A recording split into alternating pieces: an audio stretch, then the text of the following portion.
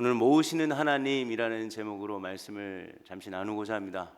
제가 청년부 담당하고 있는 건 아시죠? 제가 작년 사역을 하지 못하고 있다 보니까 이렇게 강단에서 보는 거 생소하실 수 있는데 그리고 온 지는 꽤 됐습니다. 작년에 왔습니다. 그래서 새로운 사람은 아니고요.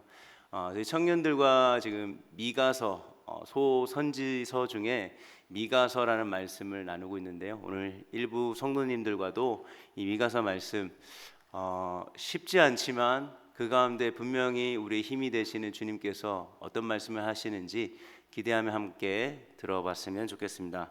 오늘 말씀에는요, 미가가 특별히 이스라엘 백성 중에 남유다 백성들이 멸망할 수밖에 없는 이유에 대해서 2장 전체에서 설명하고 있거든요. 그 이유가 뭘까요? 그 이유는 우리가 읽은 1절에 나옵니다. 우리 1절 말씀 다시 한번 띄워 주시겠습니까? 이 개역개정이라서요. 한번 다 같이 읽어보겠습니다. 시작. 그들이 침상에서 죄를 꾀하며 악을 꾸미고 날이 밝으면 그 손에 힘이 있으므로 그것을 행하는 자는 화 있을진저. 지금 그들이 뭐가 있다고 하죠? 저희 지금 영어로 읽은 거 아니죠? 지금 한글을 읽었잖아요. 그들에게 뭐가 있다 그러죠? 힘이 있어요. 근데 그 힘으로 지금 뭘 하고 있습니까? 잠자리에 누워서도, 심지어 잠자리에 누워서도 뭘 하고 있는 거예요? 죄를 꾀하고 악한 생각들을 하고 있습니다. 앉으나 서나 당신 생각이 아니라 앉으나 서나 어떻게 하면 죄를 지을 수 있을지를 지금 생각하고 있는 거예요. 그리고 이 생각을 어떻게 합니까? 실천하죠. 이 실천하는 모습이 아주 적나라합니다. 사람들 몰래 밤에 사람들의 어떤 시선들을 의식해서 몰래 하고 있습니까? 아니죠. 대낮에. 그게 무슨 말이겠어요? 남들이 봐도 나는 상관없어. 왜요? 나한테 뭐가 있으니까요? 힘이 있으니까요. 전혀 사람들의 눈을 의식하지 않고 악을 저질러요. 그 악의 행위가 2절에 구체적으로 나오는데요. 2절에 뭐라고 얘기합니까? 그들의 악행이요, 같은 민족끼리예요. 지금 같은 민족이지만 힘 있는 자들이 힘없는 사람들의 밭과 집과 그 집에 속한 사람들과 재산을 어떻게 하고 있습니까? 빼앗고 있는 거예요. 우리 오늘 교동문에서도 읽었잖아요. 약자들을 돌보시는 하나님 우리가 고백했잖아요. 이렇게 지금 하고 있어요. 같은 민족끼리 그 가운데서도 힘 있는 자가 힘 없는 자들의 것을 자신이 가진 힘으로 몰래 사람들의 눈들을 시선들을 의식하면서 하는 것이 아니라 대낮에 그냥 내가 하고 싶은 대로 빼앗고 있는 것입니다. 다시 말씀드리지만 지금 남유다 사회를, 세상을, 이 남유다의 백성 공동체를 지배하고 있는 건 누굽니까? 힘입니다. 그래서 힘이 곧 정의가 되어버렸습니다. 자기 이익을 위해서만 이 힘을 사용한다는 게 문제가 있죠. 힘 자체가 문제가 있는 건 아닙니다. 오늘 이 말씀대로 악행을 위해서 악행의 수단으로 힘을 사용하고 있습니다. 그리고 이 힘을 사용하는 대상이 누굽니까? 힘 없는 사람들이에요. 힘 없는 사람들의 밭과 집, 재산이 지금 빼앗기고 있는데요. 주변에서 누가 야 이거 잘못된 거 아니야 라고 이야기하는 사람이 있습니까? 없어요. 그러면 적어도 이런 악한 것들에 대해서 형벌을 할 수 있어야 되잖아요. 재판을 할 수 있어야 되잖아요. 판단을 하고 그에 대한 응징과 대가를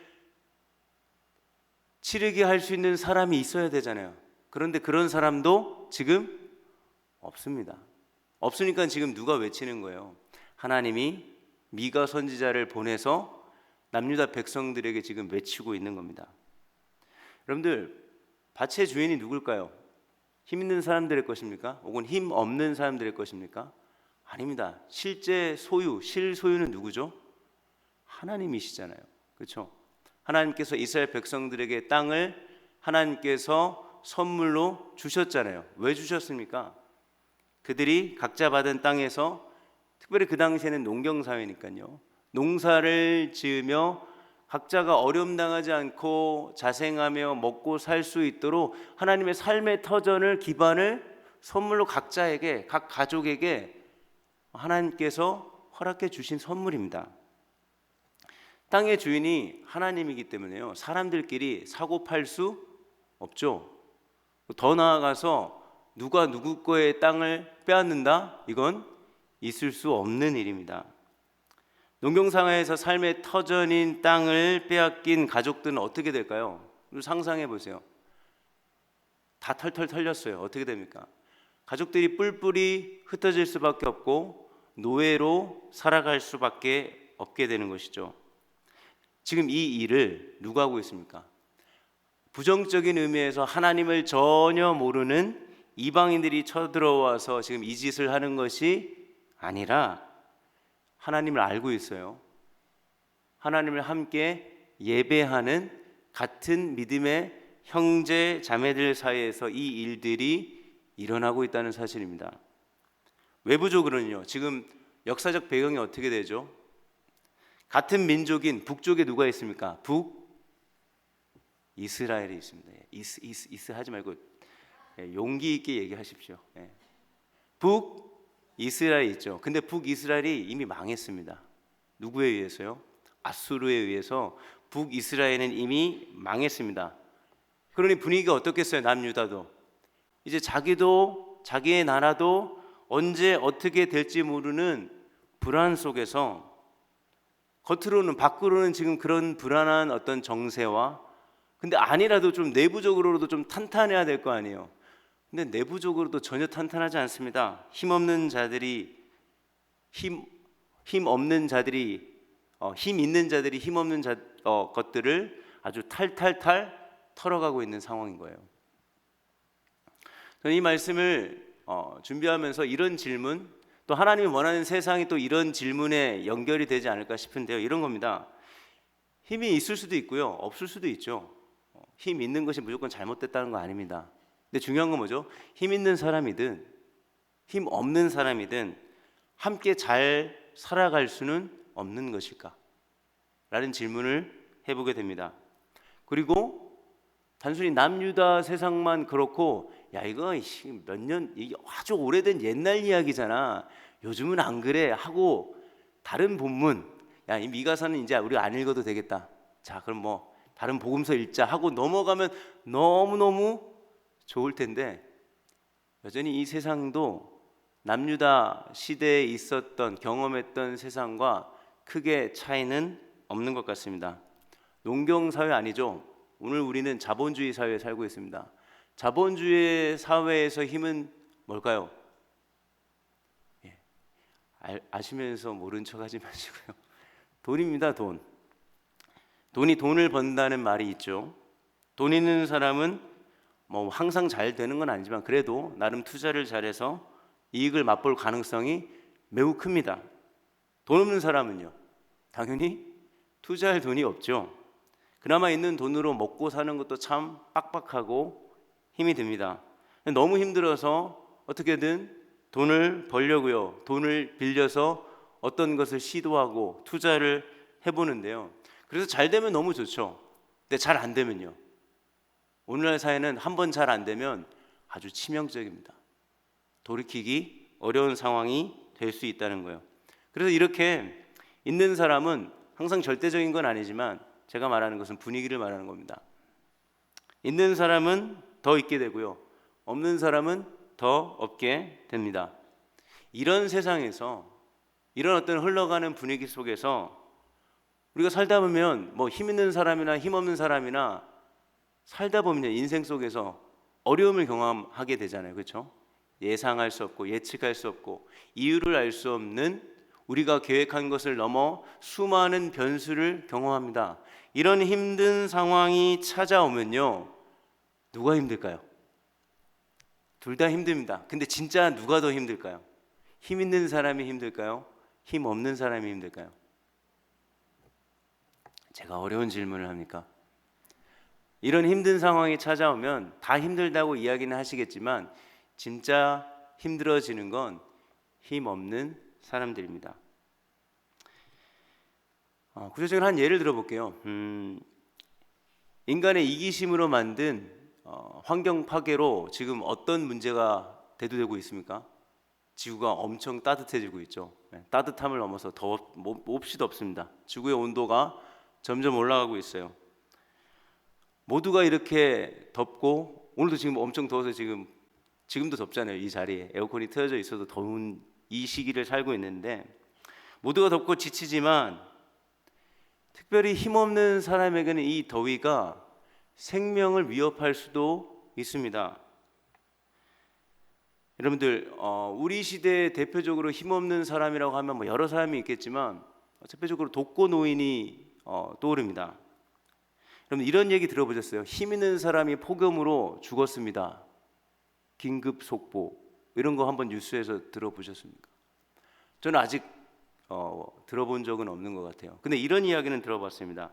독거노인이 한여름에 방에서 죽은 채로 발견됐다는 안타까운 소식이 있습니다 라는 이야기들은 그냥 왕왕 종종 듣는 것 같습니다. 그래서요, 어떤 정치적으로 어떤 이 부분을 문제를 좀 해결해 보자고, 자, 독거노인들 집에 에어컨을 무상으로 공급하고 이분들이 쓰는 모든 전기료는 무조건 감면해 줍시다 라고 이야기하면 많은 사람들이 아주 자연스럽게 동의하고 이들을 합시다 할 수도 있겠지만 하지 않을 가능성도 매우 커 보입니다. 그래서요, 이런 뉴스가 나와도 저나 여러분들은 어떤 마음일까요? 이 어떤 한 어르신의 외로운 죽음은 마치 이런 거랑 똑같은 거죠. 제3세계에서 지금 아이들, 지금 이 시간에도 먹을 게 없어서 굶어 죽는 이 아이들을 보며 참 저 아이는 어떻게 저렇게 죽을 수밖에 없고 여전히 저렇게 어려울 수밖에 없나, 참 딱하다, 아니면 참 안타까운 불행 정도로 잠깐 마음속에 머물다 스치고 지나가는 한 이야기에 지나지 않을 수도 있다는 사실입니다. 계속해서 이야기를 좀 풀어볼게요. 환경 앞에서 우리는 누구나 평등하지 않습니다. 여러분들 공기 사서 마시나요? 아니죠. 공기는 누구나 하나님께서 마실 수 있게끔 주신, 뭐 전문적인 용어로 얘기하면 공공재 아니겠습니까? 그렇죠? 특정인만 사유할 수 없다는 거 우리 너무나 잘 압니다. 그런데요, 모두가 나쁜 공기를 동일하게, 그렇기 때문에 아주 평등하게 누구나 동일하게 나쁜 공기를 마시는 것은 또 아니죠. 웃긴 얘기지만 미세먼지를 만드는 사람이 따로 있고요, 미세먼지를 마시는 사람 따로 있습니다. 누구는 미세먼지가 싫다고 차로 출근할 수 있지만 누구는 매연을 들이마시며 걸을 수밖에 없고 먼지투성이는 지하철을 매번 탈 수밖에 없습니다. 폭염과 미세먼지로 누구는 야외 활동을 좀 자제해야겠다 할 수 있고, 누구는 그럼에도 불구하고 밖에서 일을 하지 않으면 먹고 살기 어려운 사람도 있습니다. 누구는 공기가 오늘 안 좋네, 미세먼지가 심하네, 공기청정기를 틀 수 있지만 누구는 마스크를 구입할 돈도 없습니다. 이렇듯 의도하든 의도하지 않든 우리가 사는 세상은 여전히 누군가의 희생으로 무엇이 얻어지는 구조에서 살아가고 있습니다. 그리고 주로 누군가의 희생은 힘없는 약자들이 될 가능성이 높고요. 그래서 9절에 부녀들이라는 표현이 있는데 이 부녀들이 누구겠습니까? 과부를 뜻하거든요. 과부와 9절에 나오는 어린아이들, 우리 교동문에도 읽었죠. 대표적인 사회적 약자로 이야기하는 과부와 어린아이들. 근데 이들을 지금 미가 선지자를 통해서 하나님이 뭐라고 얘기하고 있어요? 내 백성이거든, 이들의 하나님이 나거든, 이들을 책임지는 자가 나거든, 내가 이 사람들을 돌보거든. 근데 지금 남유다의 세상이 어떻게 돌아가고 있는 거예요? 하나님께서 돌보시고 하나님께서 주목하신 이 자들이, 이 약자들이 돌봄받지 못하고 노예로 팔려가고 죽음의 내몰리고 있다는 사실이에요. 그래서 하나님 어떻게 하시는 겁니까?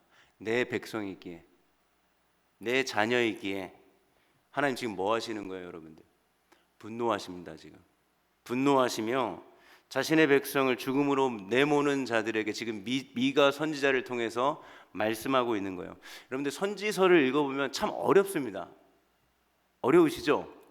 개역 개정이든 세번역이든 어려워요. 근데 어려운 이 뉘앙스를 살리려면 여러 버전의 성경을 좀 읽어보시면 조금 공감될 수 있거든요. 이 분노하시는 하나님의 마음을 좀 우리가 좀 들여다볼게요. 개역 개정은 조금 약해서 메시지 성경이라는 성경을 제가 준비했는데 한번 띄워주십시오. 3절에서 5절 말씀인데요. 하나님 지금 어떤 마음인지 이걸 읽으면서 한번 그 마음을 좀 헤아려 봅시다. 같이 읽어볼게요. 시작. 하나님은 참을 만큼 참으셨다. 그분께서 말씀하신다. 내게 계획이 있다. 이 잡종 번식하는 악은 결국 재난을 부를 것이다. 너희는 이제 죽은 목숨이다. 달아나지 못한다. 심판의 날이 왔다. 너희를 조롱하는 노래가 지어져 퍼지고 너희 자신은 서러운 노래를 부르게 되리라.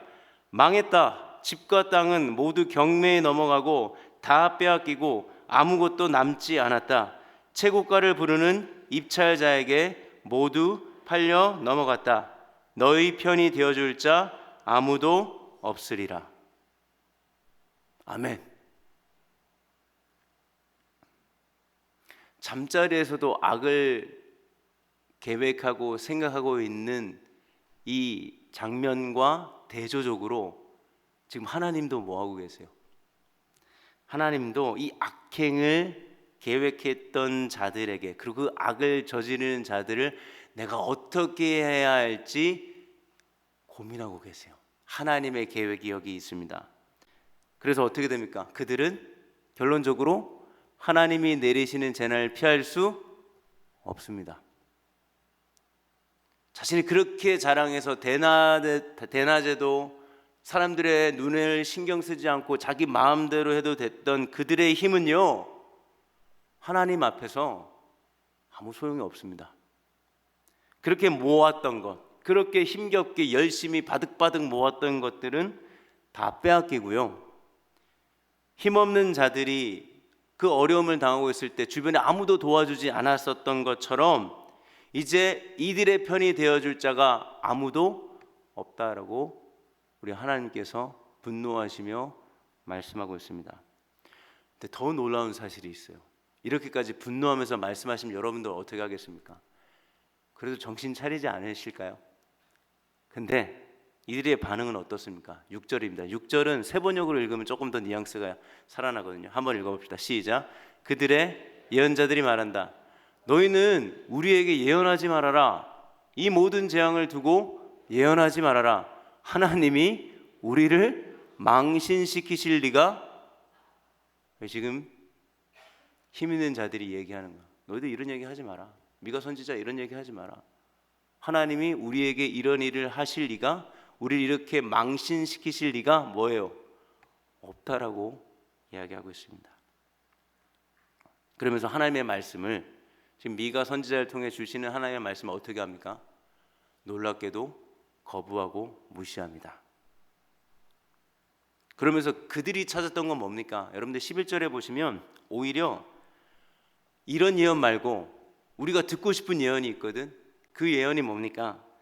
야, 여러분들 이제 너무 잘 돼서요, 너무 잘 돼서 그 부의 상징으로 포도주와 독주도 마음껏 마실 수 있을 만큼 참 풍요로운 삶을 곧 살게 될 것입니다 라는 말을 듣는, 그리고 이런 말을 하는 사람이 진짜 뭐라는 거예요?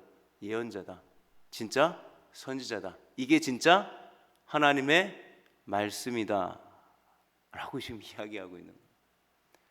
막장 아닙니까 여러분들? 그냥 읽었을 때는 뭐 무미건조하게 그런가 보다, 미가서 참 잘 읽지 않았는데 왜 갑자기 미가를 들고 와갖고 무슨 얘기를 하려고 하는가 하고 지나가실지 모르지만 지금 분위기는 매우 심각합니다. 하지만 하나님의 결론은 뭐죠? 니네 망한다. 니네 이 재난을 피할 수 없을 것이다 라고 말씀합니다. 그리고 끝내지 않습니다. 12절에 하나님은 모든 것을 다 빼앗기고 살 소망을 잃어버린 자들을 어떻게 하세요? 모으세요. 12절의 표현이고 오늘 설교의 제목이기도 합니다. 하나님이 모으십니다. 그 모으시는 대상 중에 이런 표현이 있죠. 이스라엘의 남은 자. 이스라엘의 남은 자는 누굴까요? 당연히 1차적으로는 그 본문 안에 있는 그 시대의 남유다에서 어려움을 겪고 있었던 힘없는 사람들이죠. 근데 이 미가서라는 성경이 완성돼서 읽는 2차 독자들도 있어요. 그리고 그 2차 독자에는 시간이 흘러 우리도 포함됩니다. 근데 이 미가서가 완성돼서 읽었던 2차 독자들은 어떤 대상들이냐면요, 지금 바벨론 포로에서 노예로 살다가 귀환해서 돌아온 백성들이 이 미가서를 읽는 거거든요. 이미 하나님의 계획이 실행됐습니다, 여러분들. 망했잖아요, 남유다도.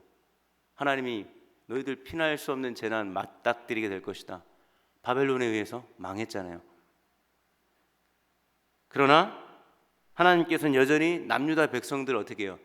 남기셨어요. 그리고 남은 자를 어떻게 합니까?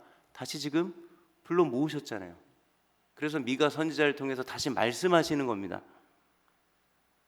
그래서 미가서를 읽고 있는 거예요. 여전히 우리에게도 동일합니다. 하나님은요, 여전히 살 소망을 잃어버린, 어떤 이유로 겉은 말짱해 보이실지 모르지만 살 소망을 잃어버린 저와 여러분들을 하나님께서는 오늘 이 시간 부르시고 오늘 이 자리에 모으셨습니다.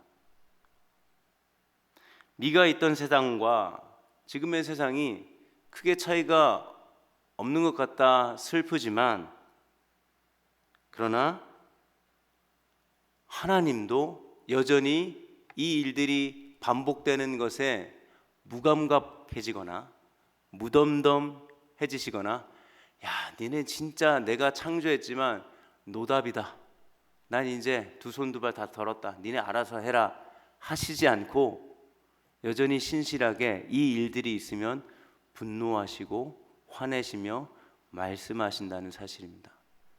그래서 우리가 지금 미가서를 읽고 있는 거예요, 여러분들. 이 미가서를 우리에게 남겨주시고 내 말씀이다 하고 우리에게 지금 들려주시는 거라고요. 그리고 정말로 이게 13절, 12절 말씀과 연결해서 보면 정말로 이것들이 계속 남유다 때도 그랬고 지금도 그렇고 앞으로도 계속 이러다가 그냥 끝나는 것인가, 아니면 그렇게 거시적으로 거국적으로 생각하지 않아도 내 인생은 맨날 이러다가 그냥 때가 되면 이렇게 죽고 끝나는 것인가 라고 생각할 수 있는 우리에게 정말로 마지막 날에 하나님께서 완성하실 하나님 나라로 저와 여러분들을 인도하실 것이라고 남겨진 자들에게 얘기하고 있습니다. 그래서 13절에 하나님은 어떻게 자신을 소개하십니까? 길을 여는 자, 길을 여는 자로 도무지 보이지 않을 것 같은 상황 속에서 그런 일들을 계속 경험하면서 막막하고 막연하고 무기력한 그런 상황 속에서 여전히 주님은 저와 여러분들의 누구로요? 13절의 표현으로는 왕입니다. 왕. 왕으로 우리보다 항상 앞장서서 자신의 나라로 저와 여러분들을 지금 이끌어 가신다고. 그래서 그 증거로 뭡니까? 하나님은 오늘도 신실하게 저와 여러분들을 이 자리에 모으셨습니다. 이 자리에 앉아 있는 게 감격이라고요, 여러분들. 정말입니까? 하나님이요, 내가 이 나라로 내가 너희를 이끌어 가고 있어. 그 증거가 뭔지 아니? 불렀잖아. 여러분들의 힘과 노력과 결단으로 오신 것도 있지요. 참 귀한 결단으로 일부 예배에 오신 거죠. 근데요, 하나님이 허락해 주셔서, 하나님이 앞장서서 인도해 주셔서 우리가 이 자리에 다시 모인 겁니다. 근데 이 남은 자, 그래서 하나님께서 나를 남겨주시고 나를 이끌어 가시는구나 해서 너무 감격스럽고 은혜로 시작해서 은혜로 끝나면 너무 좋을 것 같은데, 남은 자라고 해서 우리의 삶이 앞으로 꽃길만 걷고 국도 같은 비포장 같은 아스팔트 없는 길을 걷지 않고 쭉 갔으면 좋겠는데 막상 또 그런 건 아니에요. 남은 자들의 삶은 여전히요 어렵고 힘들고 괴롭습니다. 그래서 내가 가진 힘으로 정말 열심히 살거든요. 노력하거든요. 근데 열심히 해도 안 될 때가 있습니다. 반복되는 실패와 실수와 어떤 잘못된 것들로 참 절망을 경험할 때 주님은 그래서 오늘도 신실하게 미가 선지자를 통해서 우리를 부르시는 거예요. 그리고 나는 여전히 왜 이렇게 힘이 없지? 그래, 오늘 말씀을 들으면서 그래, 나는 왜 이렇게 힘이 없지? 힘이 없다고 생각하는 우리에게 힘이 없을 수 있습니다. 근데 그것만 생각하셔서는 안 돼요. 힘이 없다고 생각하는 우리에게 이런 것도 생각해 보면 어떨까라고 말씀하시는데 이런 겁니다. 나보다 힘이 없는 약자들 있지요. 왜 없겠습니까? 나보다 힘이 없는 약자들을 볼 때 모두가 함께 더불어 살기보다 여전히 힘 있는 사람에게 스포트라이트가 비춰지고 주목받고 집중될 수밖에 없는 이 세상의 방식에 나도 알게 모르게 동참하고 살아가고 있는 우리 자신을 보여주시는 거예요. 나 힘들다. 힘드시죠. 위로 받으셔야 되고 그 가운데서 다시 일어나는 은혜도 있어야 됩니다. 근데 이 말씀도 같이 좀 생각해 보셨으면 좋겠어요.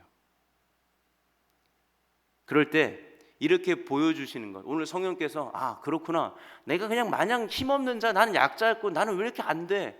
왜 하나님 안 도와주시는 거지? 왜 안 풀리는 거지? 라는 것만 생각하고 있는 우리에게 혹여나 성령께서 나보다 여전히 힘없는 약자들도 있구나, 그런 사람들과 더불어 살아가는 것에 대한 고민을 혹시 혹여나 하게 하신다면 저는 그런 것이 오늘날 남겨진 자들의 증거라고 생각합니다. 우리를 그 완전한 하나님의 나라, 모든 사람에게 더 이상 고통도 눈물도 슬픔도 없는 그 완전한 자신의 나라로 인도하시는 이 하나님의 은혜는요, 단순히 먼 미래 죽어서 경험하는 그날로만 끝나는 것이 아니라 오늘 이 자리에서 여전히 힘 있는 자들이 자기의 욕망을 끝없이 채움으로 만들었던 그 땅은 오늘 주님께서 뭐라고 얘기합니까? 그거 거짓 안식이다. 되게 좋아 보이지? 되게 그럴듯해 보이지? 이거 가짜야 라고 말씀하시며, 여전히 여러분들의 상황은 모르겠습니다. 오늘 말씀을 듣고 은혜를 받고 일상으로 월요일부터 시작하지만 그렇다고 해서 내 환경이 나를 힘들게 하는 사람이 갑자기 바뀌지는 않을 것 같아요. 여전히 상황은 바뀌지 않지만 여러분들의 불안과 두려움을 평안으로 바꾸시는 이 일을 하시는 하나님이 오늘 이 자리에 우리와 함께 하신다는 사실입니다. 힘이 없다고 생각하십니까? 힘이 돈인 세상에서 사실 우리는 돈이 없죠. 돈이 있는 사람도 놀랍게도 돈이 없고요, 돈이 없는 사람도 돈이 없습니다. 왜 그럴까요? 돈에 대한 욕심이 끝이 없기 때문입니다. 가질수록 더 많이 원하는 이 욕망은 끝이 없습니다. 그래서 우리는 오늘 말씀 앞에 물어야 합니다. 도대체 얼마면 충분한 겁니까? 얼마면 되는 겁니까? 각자마다 그 대답은 다르겠죠. 적어도 이 질문 앞에 우리는요, 저와 여러분들이 가진 끝없는 욕망을 인정하고 수시로 내 자신을 돌아볼 수 있으셔야 합니다. 하나님은요, 우리가 욕망의 노예에 살아가며 울고 있는 우리에게 무언가 있으면 좋고 무언가 없으면 잃으면 슬프고 불안한 우리에게 만나를 기억하게 하십니다. 만나. 많이 쌓아두는 것이 답이 아니라 이 만나의 핵심은 뭐겠어요? 하루하루 일용할 양식에 만족하며 살 수 있는 것. 근데 우리는 어떻죠? 이 일용할 양식 은혜가 됩니까? 글쎄요, 이게 맞나 쉽지 않습니까? 우리의 속마음은요, 사실 이 일용할 양식 불안합니다. 너무 간당간당하잖아요. 앞으로 내 직장은, 연애는, 결혼은, 노후는 일용할 양식 좋은데 이건 어떻게 하라고? 마음 같아서는 주님, 하루치 말고 한 달치, 1년치, 5년치, 10년치 좀 주시면 안 되겠습니까? 라는 게 저나 여러분들의 마음 아닐까요? 그리고 그것을 보며 우리는 안전과 행복을 확인하고 싶지만 만나의 원리는 늘 똑같습니다. 많이 쌓아두면요, 그거 썩습니다. 다 쓰지 못하고 죽을 겁니다. 여전히 하나님은 우리에게 모든 것을 미리미리 알려주시고 미리미리 다 채워주시지 않지만, 그러나 명확한 믿음은 뭐죠? 오늘 이 시간 이 자리에 저와 여러분들의 상황은 다 다를지 모르지만 우리에게 필요한 은혜를 주십니다. 이게 만나라고요. 이거 맞습니다. 그래서 우리는 오늘 말씀 앞에서 적어도 끝없는 욕망과 일용할 양식 사이에서 나는 지금 어디를 바라보고 있는가, 왔다리 갔다리 할 수 있어요. 그게 저와 여러분들이죠. 그게 강사 목사님 얘기한 거죠. 이게 복음이라고요. 완벽한 모습, 괜찮은 모습만 보여주고 교회에 와야 되고 이런 거 아니잖아요. 예.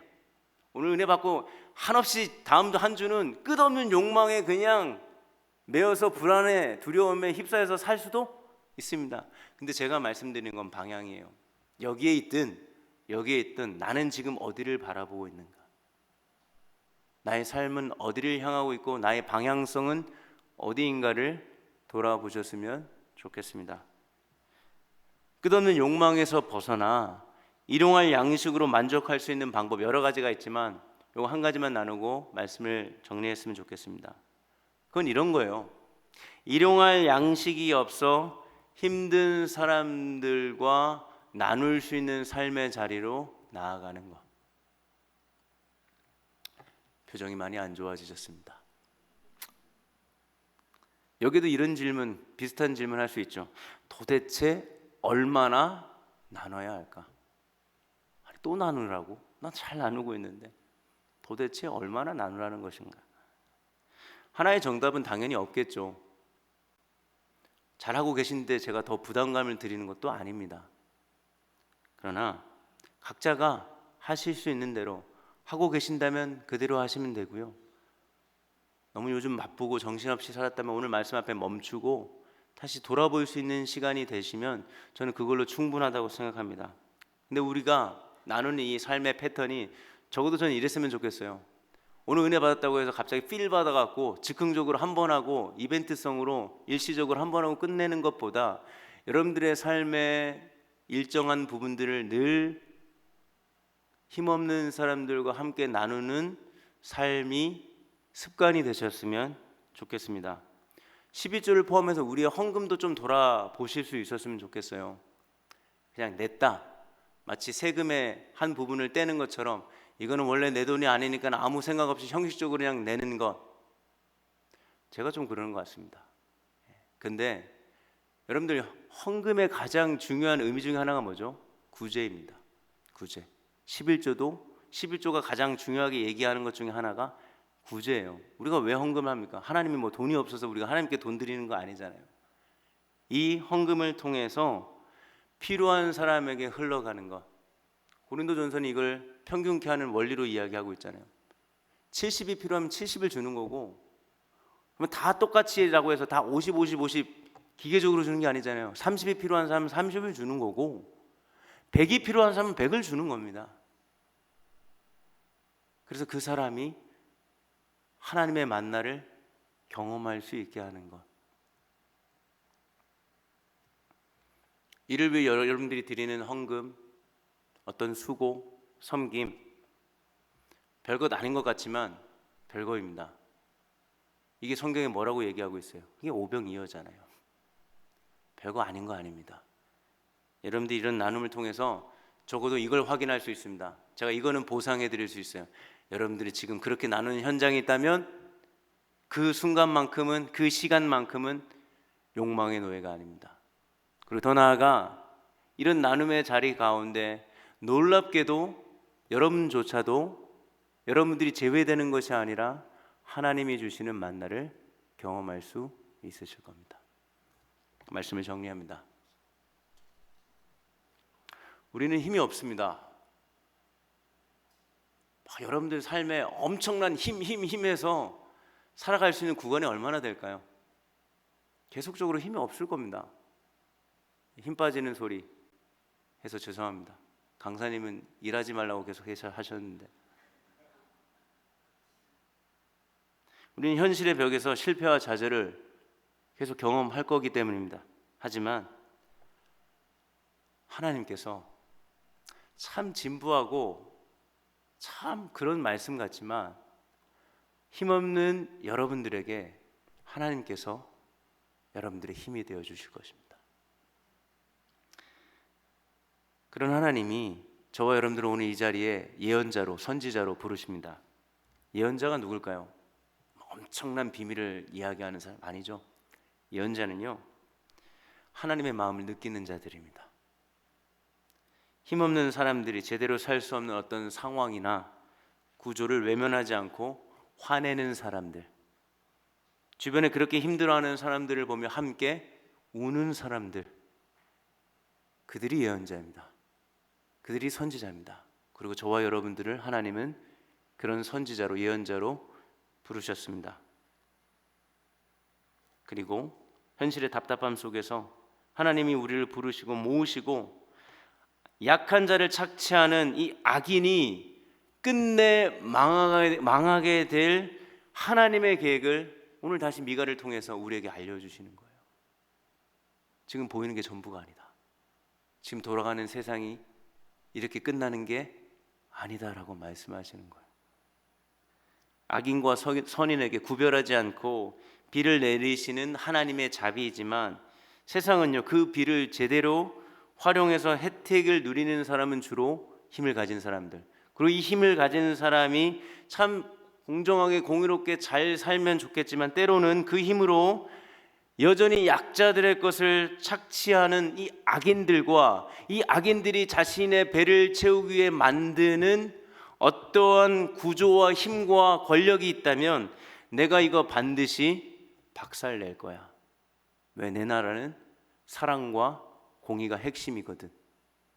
이 나라를 내가 지금 준비하고 있고 내가 너를 오늘도 너희들을 불러 모았고 이 길에 내가 앞장서서 이끌어 갈 거야 라고 말씀하시는 이 주님의 음성을 다시금 들으실 수 있었으면 좋겠습니다.